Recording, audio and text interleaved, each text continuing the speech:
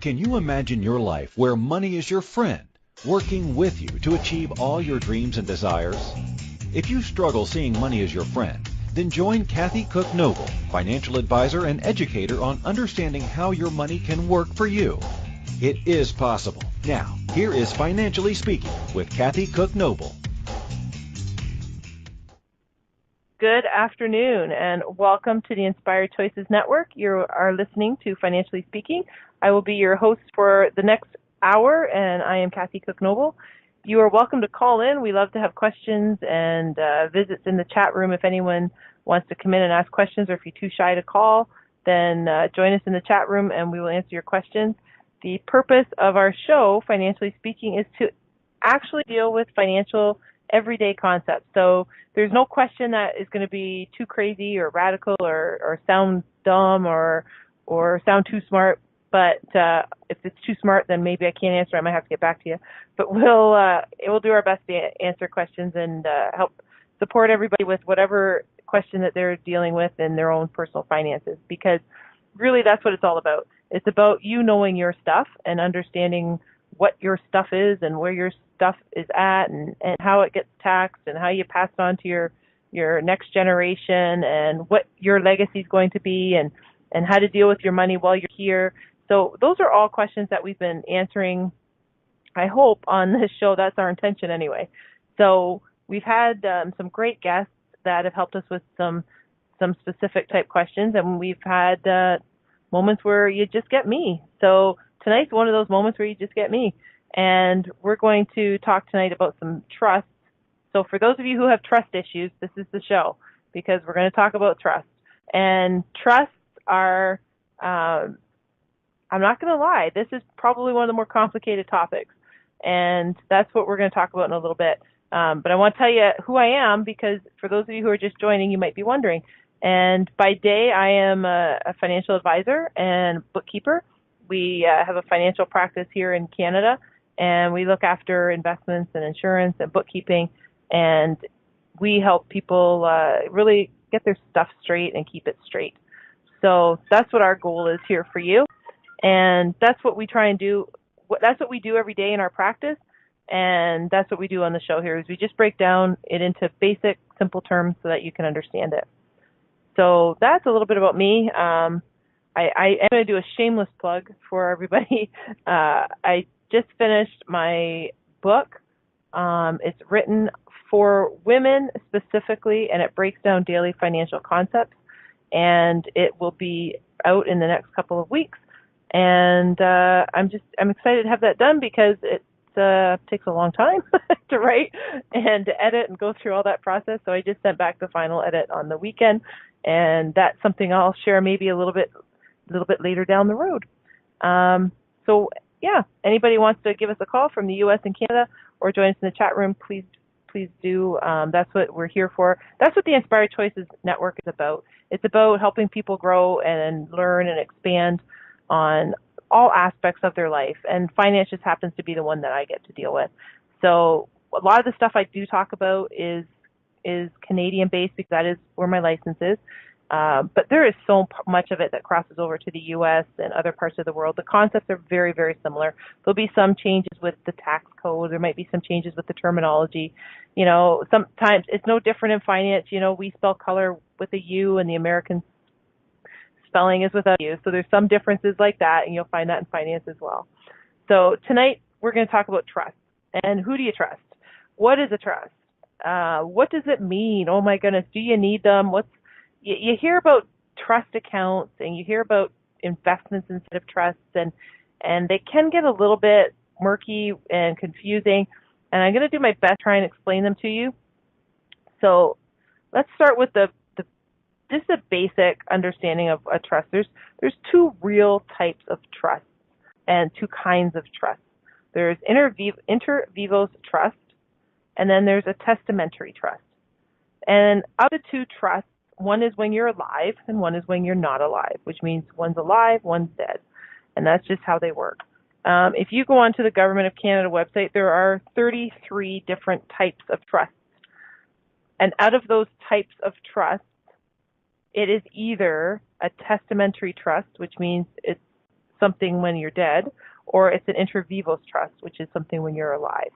So you can have different kinds of trusts. And I was in a course once, and there's someone in the course whose father was very wealthy and famous, and she was saying about how he was the king of trusts because he had trusts inside trusts inside trusts.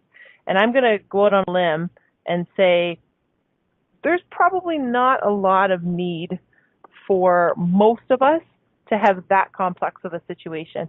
Now, if you're one of the wealthiest people in the world, or you're in the top 1% and your estate is, let's say you're Jeff Bezos or Warren Buffett, I'm pretty sure they probably could use different kinds of trusts inside trusts and inside trusts and on top of trusts, and there's all kinds of ways they would complicate it and make it very tax efficient, and that's fantastic. They can do that. But for you and me, that's not normally how we're going to see things roll. So let's talk about what the different trusts are. So let's talk about the one when you're alive, the inter vivos trust. This is a relationship. It's a fiduciary relationship, which makes it legal, used in the estate planning, and it's during your lifetime of the trustor. So it's known as, you probably have heard the term living trust. This is what that's referring to. So the inter vivos is known as your living trust, and testamentary trust is known as your not living trust. So in your living trust, it has a duration of time that it can be used for, and it can be determined to be used for. And what you do is the trust is created, and it can include the distribution of assets to the beneficiary. And what that is during the time of the trustor's life, which is the relationship of the person in the trust, it's the opposite of what a testamentary trust is, which goes into effect at the death of the trustor. So everything that's happening inside of this trust is, well, if it's my trust, let's say, for example, it's happening while I'm alive. And everything that's happening in there, I'm in control of. I'm the beneficiary. I have access to it. I'm responsible. I'm the relationship. It's my estate. And I'm alive. Now, when I become not alive, then it's the opposite, and it goes into a testamentary, because now I'm not here to benefit, and I'm not here to receive anything or control it or make decisions on it. So if we break it down, then this inter vivos trust, it's important because it establishes a trust to avoid probate. Now, for those of you out there, probate is that word that also can be used interchangeably with the word tax. So probate is what happens when you die and all your stuff becomes like a pot of stuff. And it goes through this process called probate. And probate is, and it doesn't matter what city, country, province you're in, everybody dies, everybody goes through probate, and that's all based on whatever your taxes, tax category, your tax rules are in your particular province or state or country or whatever the case may be. So your probate that you go through when you pass away is all your stuff. And that's when the government steps in and says, okay, let's see your basket of stuff, and how much of that are you going to be charged in tax? And that's what it figures out. Now, in Canada, we have some rules, as does every other country, about probate, and you have to have certain forms filed within certain days, 90 days. You have to have the estate administration tax figured out, and that's what the calculation is when somebody says, okay, here's their basket of stuff, and your executor is responsible for this, to say, okay, here's the basket of stuff, and we're going to calculate how much it is, and some of it you might have to have an appraisal come in, for example, to get your value of your house or the value of the contents of the house, to say, hey, the house is worth, a couple $100,000, and the contents inside of it are worth, let's call it 10 or 15,000, and then somebody is filing that for you, either the lawyer, the executor, or whoever the case may be. Typically, it's the lawyer that handles that. The executor is the one that handles carrying out your wishes.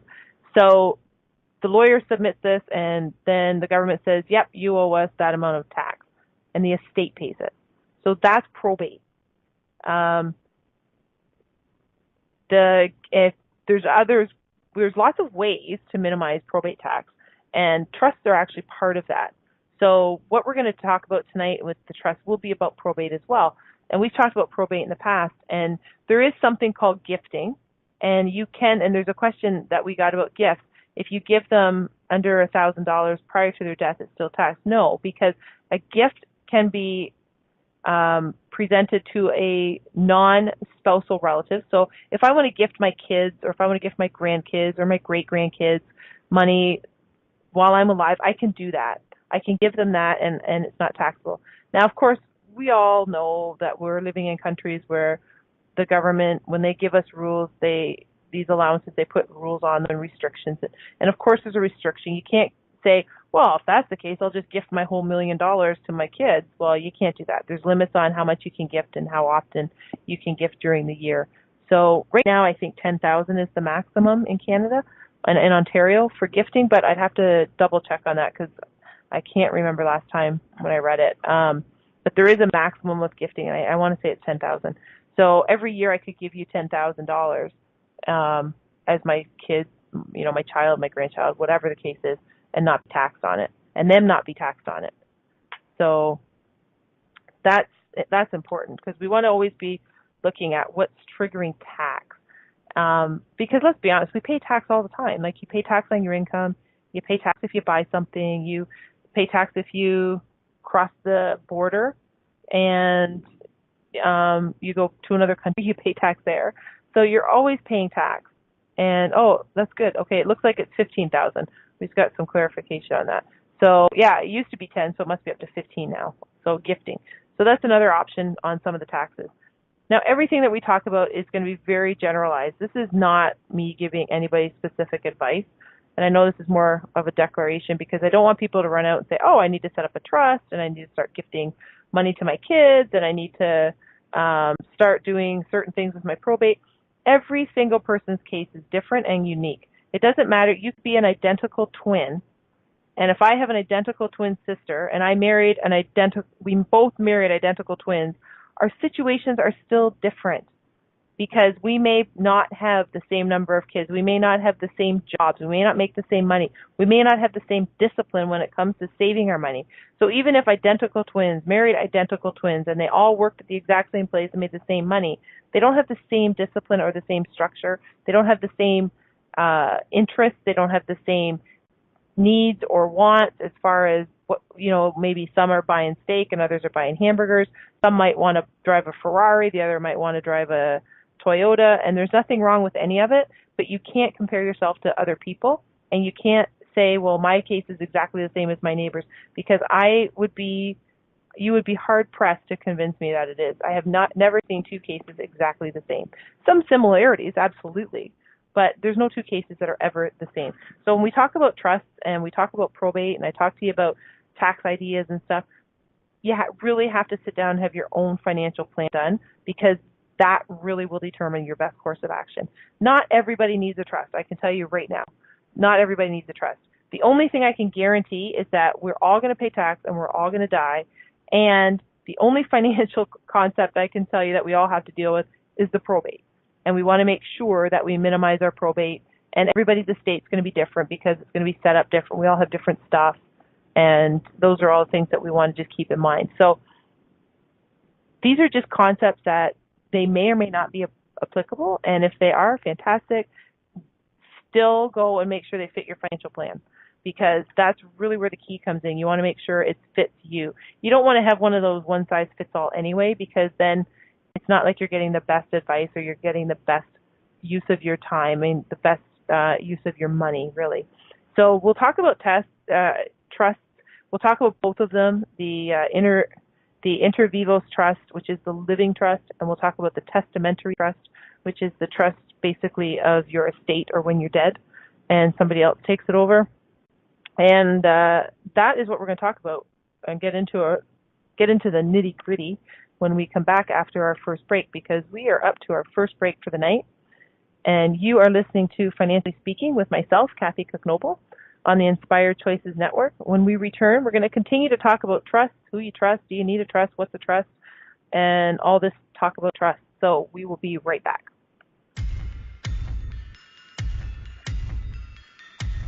Too many of us get caught up in the unreal lives of reality television and complete to acquire stuff, which is setting us up to accumulate lots of debt.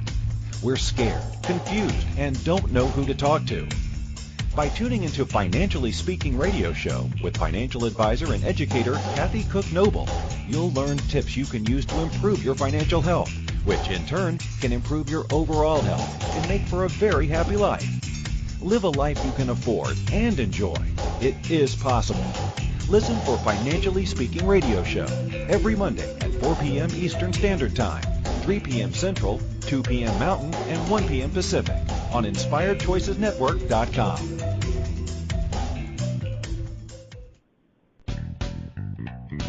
Are you a subject matter expert? Are you here to share your expertise with an audience waiting to hear from you in only the way you can deliver?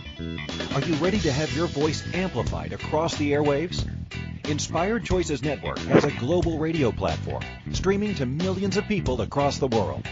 Professionally produced and supported by an accomplished team every step of the way, you can broadcast from anywhere in the world, knowing your voice matters, and we ensure it is delivered with ease and efficiency.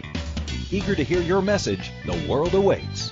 Contact us today to become an Inspired Choices Network radio host. Email becomeahost@inspiredchoicesnetwork.com.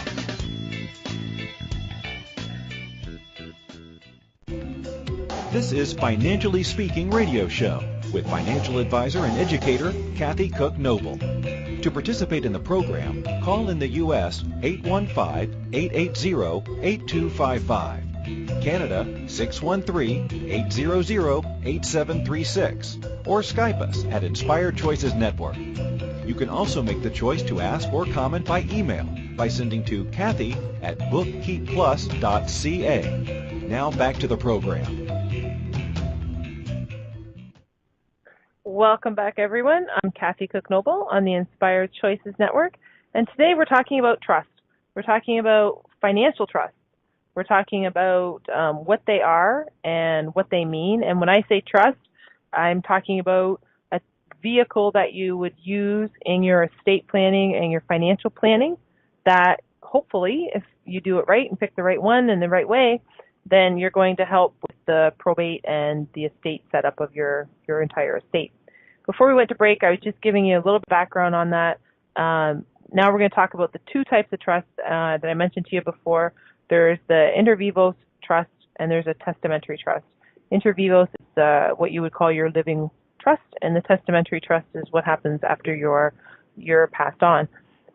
So there's basically three parties to a trust. So this is where we'll start. There's three parties to a trust. And when I say parties and trust, we're not talking about Saturday night and who do you trust and what party are we going to and who's going to be the driver and all that stuff. I know that's so much more fun, I'm sure, but we're going to do our best to take this very complicated topic and just break it down real simple. So there's three parties.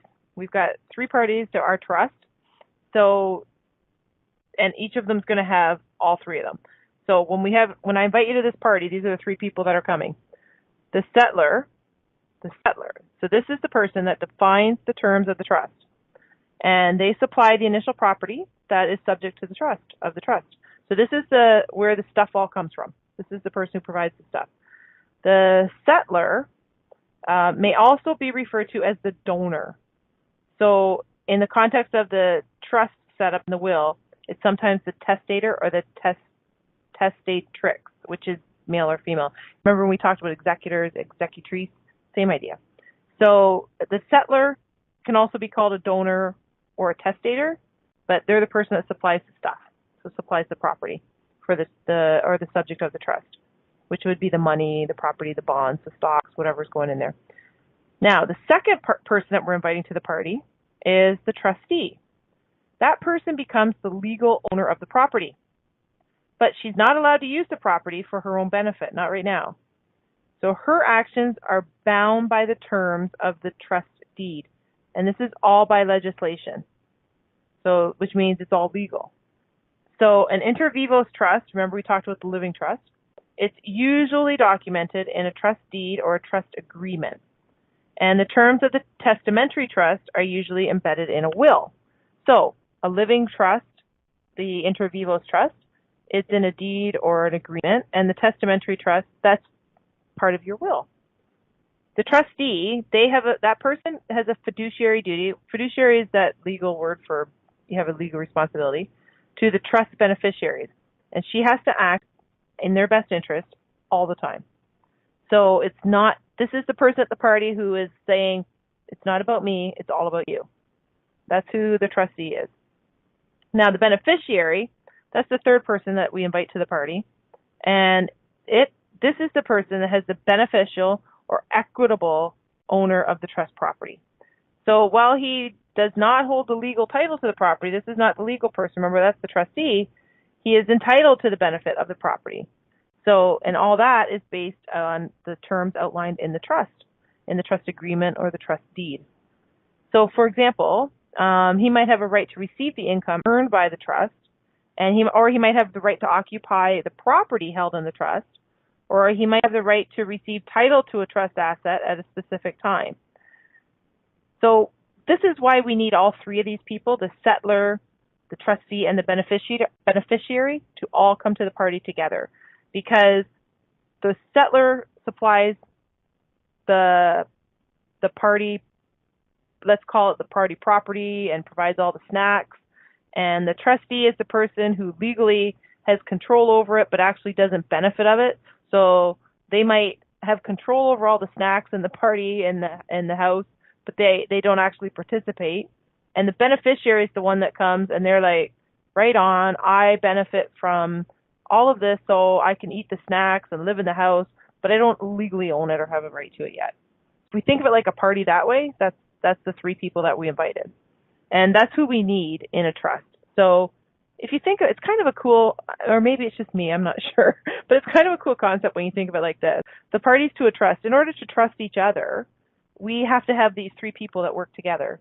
One person supplying something, another person who's legally responsible but doesn't benefit, and the third person who benefits but doesn't have the legal responsibility yet.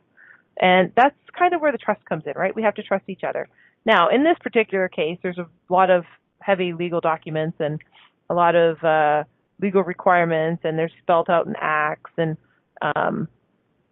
there's a fiduciary, that word gets thrown around all the time in here because they all have a legal responsibility as well. So it's not like you're trusting people blindly, but a trust is set up for that purpose of everyone doing their job. And at the end of the day, the person, like me, for example, if it was my trust, all my wishes and all my plans are in place for my estate and for my trust to mitigate my probate. So those are the three people in the parties to a trust. So if we talk about just the living trust for right now, how does it work? So the living trust, or the inter vivos trust, it's an estate planning vehicle. It can hold assets during the trustor's lifetime. The primary purpose is, the reason we do it, is to establish a living trust, or the reason we establish a living trust, is we want to make assets more easily transferable to the trustor's beneficiaries without all the encumbrances and all the expenses of the probate proceedings. Remember we talked about just a minute ago about probate and how everything goes through there? Well, it can get very expensive. So your probate, if you have, and people don't realize, I don't think all the time, that everybody has an estate. Everybody. Even if you are renting a house or renting an apartment, if you own your car, if you have furniture in your apartment, if you have a dog or a cat or a hamster or any kind of pet, a horse, whatever, if you have anything, you have your grandma's favorite pendant that you inherited, you have a diamond earrings, you have stuff. That's your estate.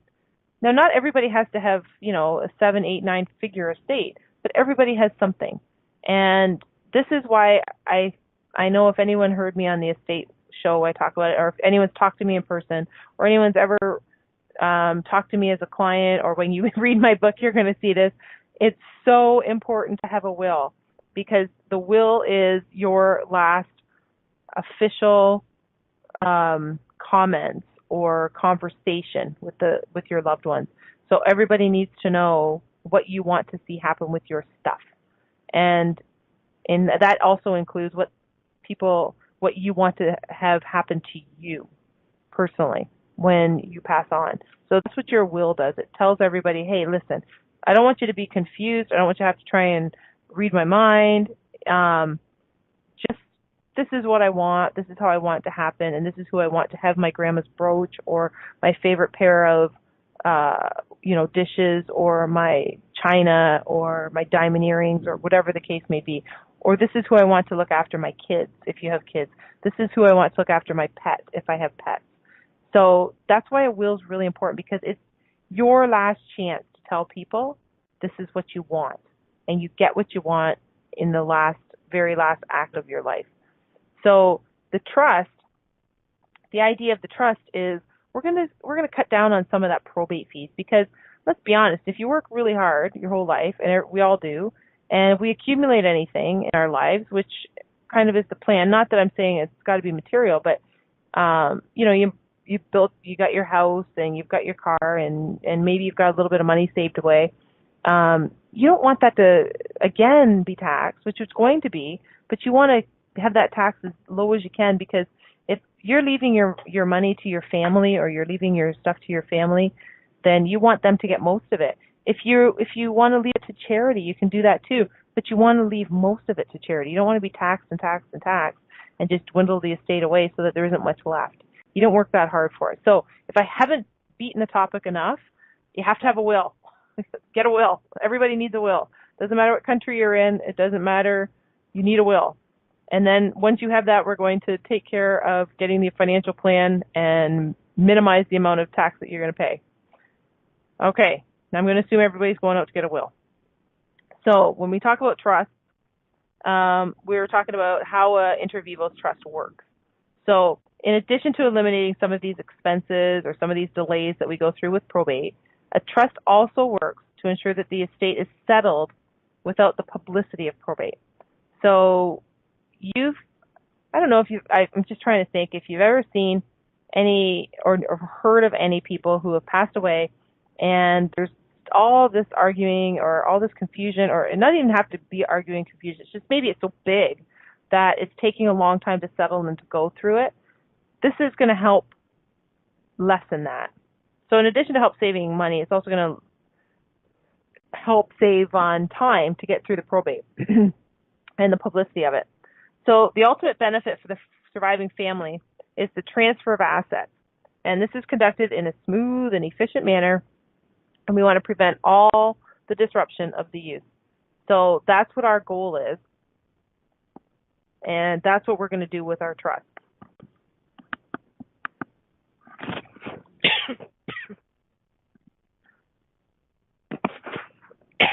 Sorry, I got all choked up talking about trust.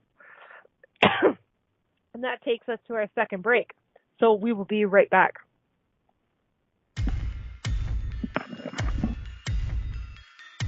Too many of us get caught up in the unreal lives of reality television and complete to acquire stuff, which is setting us up to accumulate lots of debt. We're scared, confused, and don't know who to talk to.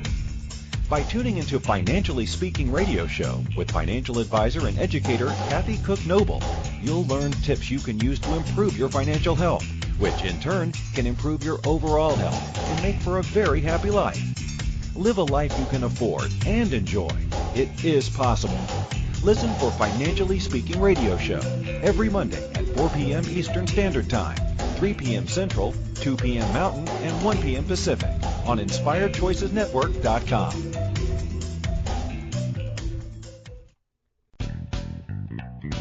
Are you a subject matter expert? Are you here to share your expertise with an audience waiting to hear from you in only the way you can deliver? Are you ready to have your voice amplified across the airwaves?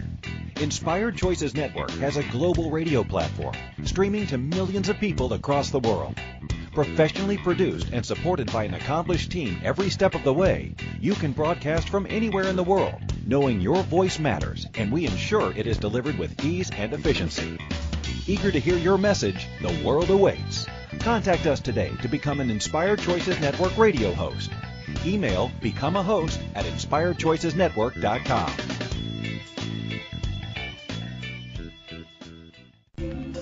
This is Financially Speaking radio show with financial advisor and educator Kathy Cook Noble.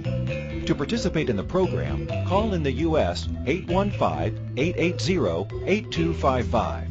Canada 613-800-8736, or Skype us at Inspired Choices Network. You can also make the choice to ask or comment by email by sending to Kathy at bookkeepplus.ca. Now back to the program.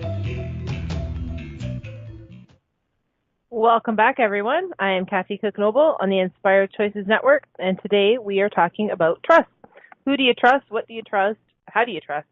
And before we went to break, I got all choked up talking about these because it's so important that we have a will and we get our estates in line and we have things nice and neat and smooth for the people we're leaving behind.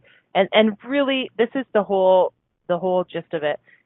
You want to have everything organized because the people that you leave behind, they have enough mourning that they're going to be dealing with and sadness that they have to deal with. Don't make them have to go through in the heightened emotional state that they're going to be in and figure out your stuff. Don't make them figure out your state. Don't make them try and read your mind on how you want things to be. Don't let the government step in and try and read your mind, because really you probably don't know the person from the government that's going to do it for you, and they're just going to follow a bunch of rules. So the importance of doing all of this, your financial plan, your estate planning, setting up trusts, it's to make things easy for the people you leave behind. And it's to make sure that everything that you've worked so hard for and your legacy is honored and done the way that you want it to be done. So we were talking about the two different types of trust, which there's no quiz on it later, but I just wonder how many of you remember. There's the living trust, which is your inter vivos trust, and there's your testamentary trust, which is your trust on death. So when someone is living, they have the inter vivos trust, and the trustor is the person, and it could be trustors in the case if you're married, then they're the trustees of it. So they're managing the assets until they're no longer able to. And at that time, you'd have a backup trustee assign the duties. So for as long as I'm able to, I'm going to be managing it myself, right? Because it's my trust. So a living trust, and this is important, a living trust is revocable, which means any of the provisions or designations can be changed while the trustor is alive. So while I'm alive as the trustor of my own trust, I can make changes to it. I can change who I want to receive anything. I can change how much. I can change when. It becomes irrevocable when I die. So on the death of the trustor, you cannot change anything after that. So however I have it set up, that's it. That's the deal. And you have to make sure it gets administered the way I have it set up. When you set up a trust, in order to establish a trust, the grantor names the trust parties. Remember, we have our three people we're inviting to the party. We've got the settlor, the trustee, and the beneficiary. And we set that up. And usually that includes the grantors, which is typically a husband and wife combination or married couple combination, the beneficiaries, and the trustee. And in most arrangements, the spouses are named as trustees. However, there is a contingent trustee that's usually named in the event that both spouses die. So if something were to happen to both of us at the same time, then there's a contingent trustee, which means it carries on and that becomes the trustee. So again, that's just protecting your family, your estate, your loved ones from having to figure stuff out. It just happens for you. So you're saying, hey, if something happens to both of us, then this is the contingent trustee who's going to step in as the trustee, and boom, it becomes the person that takes it over. So in addition to assigning some assets to specific beneficiaries, a trust can hold instructions for the trustee to guide the timing and distribution of and management of the assets while they're still held in the trust. So you've probably heard different celebrities where when celebrities have passed away and they've had really young children, their funds or stuff might be held in trust for their kids, and at certain ages they become eligible to receive. So, say for example, I think Elvis was one that probably everybody knows who Elvis is, so I'll use him as an example. And I might not have the numbers right because I wasn't privy to seeing his trust, but the idea was that he had one daughter, Lisa Marie, and at different stages, at different ages in her life, like at 21, at 25, at 30, 35, she received a portion of her trust. And then at a certain age, I think it was, say, 35, she received the balance of whatever was left in the trust. So you don't have to give it all out today if something happens, and especially if you have young children. You don't want that to happen anyway. You want it held in trust for them. So it gets distributed on at different aspects of time to trigger it. So it might be their 21st birthday, their 25th birthday, whatever the case may be. So in a will, of course, I've talked about that, right? We all know that you need a will, and that's needed to execute the trust. So essentially what happens is the trust becomes the primary beneficiary of the will, and the will acts as the catch-all mechanism, and that determines the disposition of the assets that might have been included from the trust. It's also the will that establishes guardianship for minor children. So again, I mentioned this before, I can't tell you enough. You have to have a will, and you have to have your wishes outlined in the will. So if you have minor children, which, is under 18, then those children need to say, hey, if something happens to me, they're going to go live with my sister. And by the way, make sure your sister knows. It's not a surprise. It's not a secret. This is not one of those movies that you see where it's surprise, where I died and my sister gets a knock on the door and says, hey, you're looking after her 6 little kids. How do you feel about that? It's not like that. It shouldn't be like that is what I should say, because, sometimes it is like that, but it's not meant to be a surprise. Reading of the will should not be a surprise. People should know who your executor is. They should know who your kids are going to. You want to make sure, and I know this is probably obvious, but you want to make sure, because what happens if my sister says, no, I'm not taking her kids, then what? Then where do they go? You don't have a contingency in your will. So you have to make sure that these people that you're going to include know what you're doing, because they might not want to be the executor of your will. They might not want to be in that position where they have to, there's a legal responsibility, and we talked about that before a few weeks back, but there's no surprise. They might not want to enforce your trust. They might not want to be the trustee to look after the money for your kids. So make sure that you don't keep it a surprise. Talk to whoever it is you want to look after your will and your trust and all your stuff. So we talked a little bit about the living trust, who we're going to invite and how we're going to place that stuff in. We're going to put a little tax efficiency on that. I want to give you just an example of it, and I guess an example in action, if you will, of the living trust. So a tax efficiency can be done from estate freezing, income splitting, minimizing the executor's fees, probate fees. It also might be the driving factor when you're considering your inter vivos trust. And the 2 types of trusts that are commonly used in these circumstances. So number 1 is usually placing assets in trust for yourself, or number 2, placing assets in trust for your children or your grandchildren. So if you place assets in trust for yourself, then as an example, I'll give you, if this person, we'll call him, Mr. Smith, is nearing his 75th birthday, and his main asset is a non-registered investment portfolio, which he is finding more and more difficult to manage. He has several objectives in mind when he visits his advisor, ranging from investment management of his portfolio to the executor services that are offered by the advisor. After you look at his tax consequences, Mr. Jones decides to transfer his portfolio. Oh, this is kind of my favorite one. The alter ego trust. We haven't talked about that, but that's just the name of a trust, a type of trust, an alter ego, which I always think is really cool, because that's when you feel like you could be Batman and your alter ego is in your trust. But Mr. Jones and his advisor serve as trustees, which means they're the ones who are responsible for holding and managing the trust assets. And the advisor also works with Mr. Jones, and he arranges for the management of the investments and administers the trust assets and continues to execute these responsibilities if Mr. Jones becomes no longer able to do it. Remember, he's 75 years old. The trust arrangement provides that during the remainder of his life, the income will be paid to him and no one else, just Mr. Jones. He's the only one that can access the capital. And then upon his death, the remaining assets are to be divided amongst his children. So when we talk about tax efficiency, by creating this trust, Mr. Jones has met his investment management concerns. He's created a vehicle that protects his assets should he suffer incapacity. And he has succeeded in reducing his executor's fees and probate fees, since the value of the trust will not be included in his estate and subject to probate. The estate administration should also be quicker and easier because everything is already lined up. It goes to the recipients quicker and faster and easier because it's already laid out. You're placing assets in trust. If you're going to place them in trust for children or grandchildren, then that was what Mr. Jones did. Mr. Smith has non-registered investments, and that's going to exceed his needs, and he wants to use the surplus funds to benefit the grandchildren. And what he does is his daughter is commencing a long-term course of study, and the son is just starting business that will likely take a long time to build. So you want to put this stuff in trust for the grandchildren.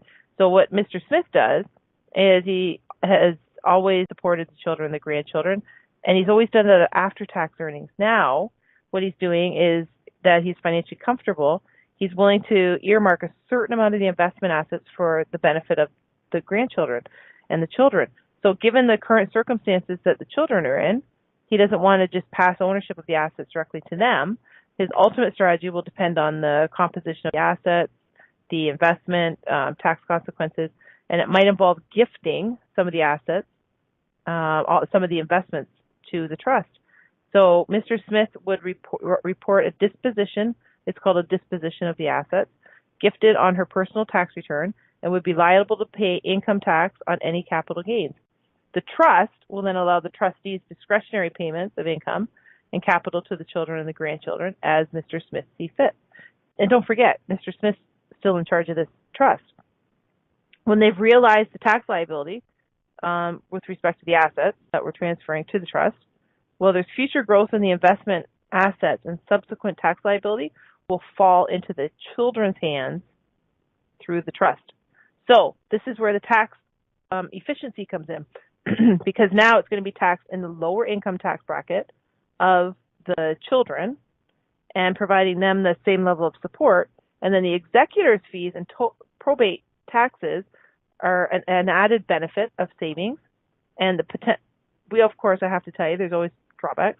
And a potential one is that she's giving away these assets even though she still controls them he controls them as the trustee. So technically, when you give these away to the trust, you still control them, you still own them, but you have given away the assets to the trust. Now, that way you're getting the tax efficiency and you're paying the liability and you're paying the taxes on it, but then the future taxes are paid in the lower tax bracket. So there's always, like anything in life, right? There's always pros and there's always cons. So we always have to look at each individual situation. And that's why I said everybody's situation is different. You might have one kid, you might have two, you might have three, you might have eight, you might have, they're all under the age of 18. Some of them are older the age of 18. Everybody's different. So you always have to be really, really mindful of each individual situation. So we're coming up to our last break of the night. And when we come back, that's about our living wills. We've talked about there's some tax efficiencies. You still have controls. It's a nice way to do some stuff with your probate and save on taxes, which of course is, I think nobody's ever afraid to save on taxes. It may not be your goal at top of mind, but for sure you're always thinking about how to save on taxes, especially when it comes to filing your taxes in April. You're always thinking, how do I reduce my taxes? So this is one of those ways of saying, not waiting until the last minute or that one time in the year. We're doing it now. We're starting to talk about how we're going to reduce taxes overall. We're being extremely efficient and extremely thoughtful of the future of all of our stuff rather than just every April. So we're going to take our last break of the night, and then we come back. I will talk to you about the second kind of trust. You are listening to Financially Speaking with myself, Kathy Cook Noble, on the Inspired Choices Network. When we return, we will continue to talk about trusts. Who do you trust? How do you trust? What they are? We will be right back. Too many of us get caught up in the unreal lives of reality television and complete to acquire stuff, which is setting us up to accumulate lots of debt. We're scared, confused, and don't know who to talk to. By tuning into Financially Speaking radio show with financial advisor and educator Kathy Cook Noble, you'll learn tips you can use to improve your financial health, which in turn can improve your overall health and make for a very happy life. Live a life you can afford and enjoy. It is possible. Listen for Financially Speaking Radio Show every Monday at 4 p.m. Eastern Standard Time, 3 p.m. Central, 2 p.m. Mountain, and 1 p.m. Pacific on InspiredChoicesNetwork.com. This is Financially Speaking Radio Show with financial advisor and educator Kathy Cook Noble. To participate in the program, call in the U.S. 815-880-8255. Canada 613-800-8736 or Skype us at Inspired Choices Network. You can also make the choice to ask or comment by email by sending to Kathy at bookkeepplus.ca. Now back to the program. Welcome back, everyone. I am Kathy Cook Noble on the Inspired Choices Network, and today we're talking about trusts, what they are and what they do, and how, so far, what we've learned is that there's some tax efficiencies to them, but it's also a really great way to organize your estate and save on probate and be very clear about how your stuff is going to be set up. And the trusts are one while you're alive, which is the inter vivos trust, and the one when you're not alive, and that is your testamentary trust. Now, within that, there's lots of different types of trusts too. And I mentioned before, there's 38 different types of trusts on the Government of Canada website. And my favorite one is the alter ego trust, just because of the name. It's not my favorite trust. It's just, I think the name's really cool to have an alter ego. But, all right. So, we've talked about the inter vivos trust when you're alive. What about a testamentary trust when you pass on? So this is the trust. Or an estate. It's generally created on as a result of the death of a person. So a testamentary trust, when I die, that's what it becomes. And the terms of the trust are established by the will or by a court order in relation to the deceased individual estate, if that's, depending on how things are. But you're going to have a will, because I told everybody they should have a will, so everybody go get a will. Generally, the type of trust does not include a trust created by a person other than the deceased individual. And also in Canada, I will say that if a trust was created after November 12, 1981, then it's also testamentary. If any property was contributed to it other than by the deceased individual as a consequence of the individual's death, then that's how the trust gets formed. If the assets are not distributed to the beneficiaries according to the terms of the will, the testamentary trust may become an inter vivos trust. So we want to be very clear on how our stuff is going to be happening and where we want to go and who we want to have it. So for the tax years ending in December 20th, 2002, I'll tell you that a testamentary trust may become an inter vivos trust if the trust incurs a debt or other obligation to pay an amount to or guaranteed by a beneficiary or any person or partnership, any or all the referred to as a specified party with whom any beneficiary of the trust does not deal at arm's length. So it can go from testamentary, so it's kind of like you're bringing it back to life, if you think of it like that. So it can go from testamentary to inter vivos. Now, it does not apply for certain debts or obligations, and these are if it's incurred by the trust in satisfaction of a beneficiary's right to enforce payment of an amount payable by the trust to the beneficiary, or to receive any part of the trust capital. Another exclusion would be if it's owed to the beneficiary as a result of services provided by the beneficiary for the trust. So if I do something and I'm owed the money, then it doesn't make it become inter vivos. The third one would be if it's owed to the beneficiary as a result of a payment on behalf of the trust for which property was transferred to the specified party within 12 months of the payment, and the beneficiary would have made the payment had they been dealing with the trust at arm's length. So, again, everything is case specific, so we'll always have to be looking at stuff like that when you're looking at different trusts and different kinds of trusts. Now, the role of the trustee in your trust, that legal obligation we talked about, is to manage and hold the property of the benefit of the beneficiary. Now, in this case, if it's a testamentary trust, I've died, and it now goes to my beneficiaries, and it's set out to say you can have this property or you can have this money at this time, or you can have it now, depending on how I have it set up. This includes the role of the trustee is going to include managing any financial assets, as well as overseeing the care and maintenance of any physical property. So if I have a house, a cottage, antique, cars, whatever, then they're going to make sure that that's taken care of and maintained. If the trust holds investment assets and the trustee is not a financial advisor, then you should get investment advice from a professional, because that's when you really want to make sure that things get distributed efficiently. And by efficiently, we're usually talking about tax savings, right? The trustee always has to act in the best interest of the beneficiary, no matter what. So if you have a sibling that you don't like and don't get along with, and they are the trustee, and I'm not sure why you would make them this, but let's say you're the trustee, and they're going to have to act in the best interest of the beneficiary, which would be your kids. So if they don't get along, there's still a legal obligation for them to act in the best interest. Now, we all know everybody's human, so we have to be a little bit mindful of that and be reasonable and make sure that we people in charge that are going to do the right thing for you. So you don't do that to the beneficiary. It makes it so uncomfortable and unnecessary. Like, put a trustee in place that likes the beneficiary, because remember, it's not just about you. They're going to do what you want. You're gone. It's about the beneficiary that's there. That's who they have to look after. So make sure you put somebody in there that you trust and that the beneficiary can get along with.